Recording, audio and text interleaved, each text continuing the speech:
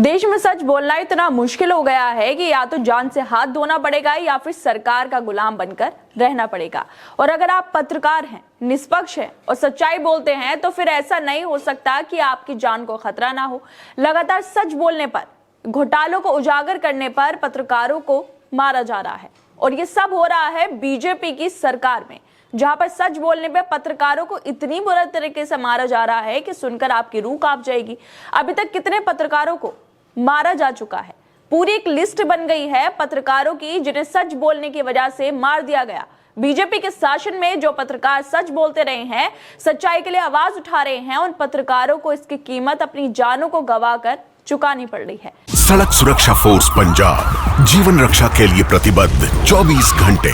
मात्र 1 साल में सड़क दुर्घटना में होने वाली मृत्यु में लगभग 50% की कमी। कुछ समय पहला मेरे भरा ਦਾ ਐਕਸੀਡੈਂਟ ਹੋਇਆ ਸੀ। ਸੜਕ ਸੁਰੱਖਿਆ ਫੋਰਸ ਨੂੰ ਕਾਲ ਕੀਤਾ 112 ਨੰਬਰ ਤੇ। ਵਿਦਿਨ 5 ਮਿੰਟਾਂ ਦੇ ਵਿੱਚ ਇਹਨਾਂ ਨੇ ਆ ਕੇ ਮੇਰੇ ਭਰਾ ਦੀ ਜਾਨ ਬਚਾਈ। ਜੇ ਉਹ ਨਾ ਮੈਨੂੰ ਉੱਥੋਂ ਚੱਕਦੇ ਤਾਂ ਹੋ ਸਕਦਾ ਸੀ ਮੇਰੀ ਮੌਤ ਹੋ ਜਾਂਦੀ। मुख्यमंत्री भगवंत सिंह मान की कोशिशों से अपना पंजाब बन रहा है रंगला पंजाब। लेकिन जो सत्ताधारी पत्रकार दूसरों से पूछते हैं कि बताइए हम दलाल कैसे हैं, वो पत्रकारों की मौत पर एक शो तक नहीं कर पा रहे हैं। सत्ता के प्रवक्ता बनने वाले गोदी मीडिया के एंकर एक बार सच बोलने वाले पत्रकारों के लिए आवाज नहीं उठा पा रहे हैं। गोदी मीडिया के पत्रकार आवाज ना उठा रहे हों, लेकिन सच्चाई की बात करने वाले अब देश के बड़े बड़े पत्रकार पत्रकारों की हत्या पर सवाल कर रहे हैं, आवाज उठा रहे हैं। जैसे छत्तीसगढ़ के बीजापुर में पत्रकार मुकेश चंद्राकर की हत्या कर उनके शव को एक सेप्टिक टैंक में छुपा दिया गया था। पुलिस ने इस मामले में कई लोगों को गिरफ्तार किया है और उनसे पूछताछ भी की जा रही है। पत्रकार मुकेश चंद्राकर ने ठेकेदार सुरेश चंद्राकर के भ्रष्टाचार से पर्दा उठाया था। उसी ठेकेदार के सेप्टिक टैंक से पत्रकार के शव को अब बाहर निकाला गया है, जिसकी पुलिस अब जांच भी कर रही है। लेकिन सवाल ये है कि आखिर इन अपराधियों के हौसले इतने बुलंद कैसे हो गए हैं कि किसी पत्रकार को मार दिया जाता है। अगर कोई पत्रकार सच्चाई दिखाता है तो उसको हमेशा के लिए चुप करवा दिया जाता है।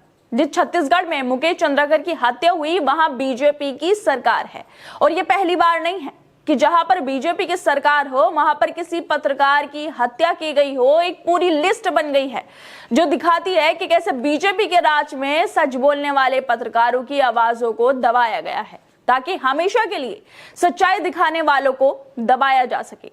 कितने पत्रकारों की अभी तक बीजेपी के शासन में हत्या हुई है, कितने अपराधियों को सजा मिली है, अभी तक पत्रकारों की मौत की पूरी लंबी लिस्ट है, जिसे खुद सोशल मीडिया पर पत्रकार साकेत आनंद ने साझा किया है, जिसमें देखा जा सकता है कि कहां-कहां बीजेपी के राज में पत्रकारों की हत्या हुई है। इस लिस्ट में सबसे पहले नाम है शशिकांत वारिसे, जो कि महाराष्ट्र से थे, जिनकी हत्या कर दी गई। सुभाष कुमार, जो बिहार से थे। अविनाश झा, ये भी बिहार से थे। रमन कश्यप, उत्तर प्रदेश से, जहां पर गुंडे मवाली सब भाग गए हैं, वहां पत्रकारों की जान जा रही है। सुलभ श्रीवास्तव, ये भी यूपी से थे, जहां योगी आदित्यनाथ की सरकार है। चेन्नई कैसलुवु, आंध्र प्रदेश से। शुभम मणि त्रिपाठी, ये भी यूपी से थे, जहां पर गुंडागर्दी खत्म हो गई है। शासन जो है वो अच्छे हाथों में है, लेकिन उसके बाद भी पत्रकारों की हत्या हो रही है।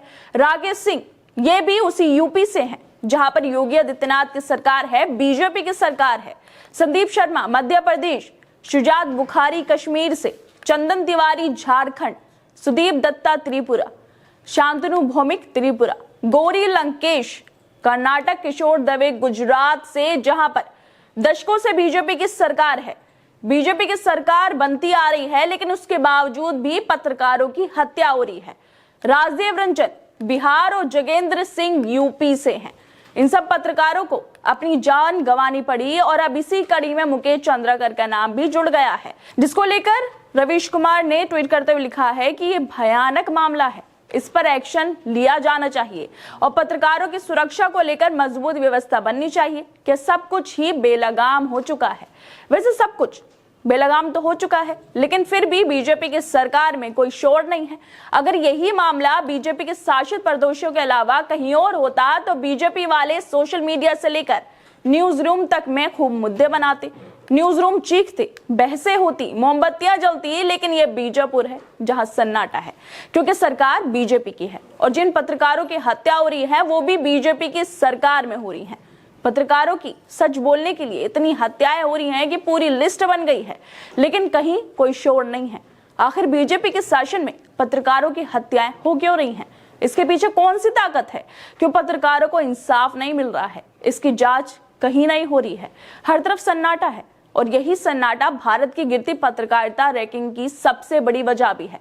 लगातार वर्ल्ड प्रेस फ्रीडम इंडेक्स में भारत की पत्रकारिता गिरती जा रही है। 2024 में दुनिया के 180 देशों में से 159वें स्थान पर भारत पहुंच गया है और भारत की स्थिति क्यों हो रही है वो साफ साफ दिखाई भी दे रहा है। दोस्तों, आप लोगों को क्या लगता है इस वीडियो को लेकर? हमें अपनी राय जरूर दें और बाकी तमाम खबरों को देखने के लिए जुड़े रहिए हमारे साथ।